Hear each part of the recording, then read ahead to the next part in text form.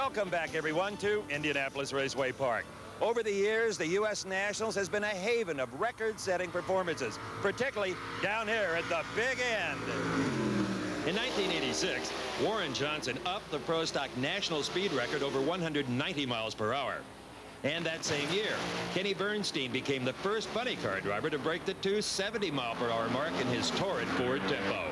1 year later, Joe Amato's top fueler smashed the 280-mile-per-hour barrier. And in 1991, Jim White, driving Roland Leong's funny car, pulled a clean sweep, including a national record of nearly 288. In just 2 years, that record has increased 8 miles per hour. And the man that owns the car that currently holds it, well, he could easily be on Lifestyles of the Rich and Famous. To funny car owner Dick Brown, a day must last 25 hours because there's not enough time to accomplish everything he does in a normal day. I run a business in Conyers, Georgia, which is a full-time job for me, and then I have interest outside of that, the cutting horse, the race team, and I've got 5 other companies other than those that are my own companies that I run at night. Brown recently sold all of his stock in Jetcore, a cardboard packaging plant that he started in 1985. The new owners kept Dick on to run the business. Our main business is what is called a sheet feeder operation. We supply the raw materials to a lot of independents in the Southeast. Right now, that business is, in terms of market share, is about 35% of the market. In addition to the converting operation that specializes in agricultural products, we have another division called Global Graphics, which does structural design work in addition to graphic arts and all the tooling that's used by our customers, and even a lot of our competitors buy from us because it is a state-of-the-art operation and they do an excellent job. When Brown does make it home, it's to this beautiful estate located about 30 miles from downtown Atlanta. I built this place about 9 years ago, and I haven't stopped building.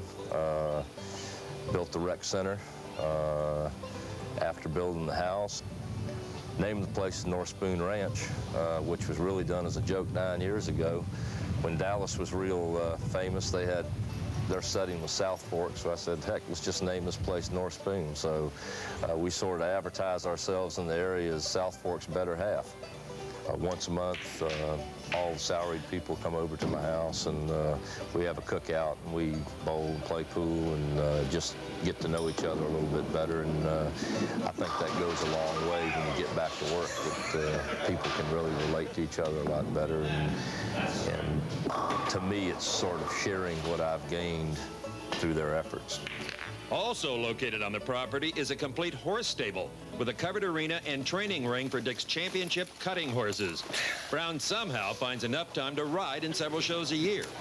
These horses were used a long time ago when most of the penning of cattle and bringing cattle in. They needed a good horse with a lot of agility to herd cattle, to cut cattle out for branding, and now it's turned into a pretty big sport. Aside from thoroughbred racing, it's more purse paid out by the NCHA than any other equestrian event. So how did Dick Brown go from horses to horsepower? The answer, Freddie Neely. About 3 years ago, Freddie Neely came marching into my office and wanted a drum of fuel and a set of tires so he could go race a funny car he had just bought.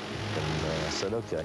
Next week came along and he needed some more tires and more fuel, but this time he needed a set of heads and a cam and a few other things. So one thing led to another. Before I knew it, I owned the car, and we were on our way to, being real funny car racers.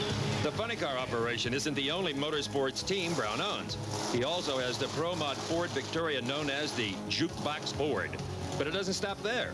In Dick's garage at home, there's some street rods, too. I've always loved them, and I built a couple of street rods, and I go to a couple of shows every year. With all his business successes, Brown hopes that it's the funny car team that's the next to get his Midas touch. Castrol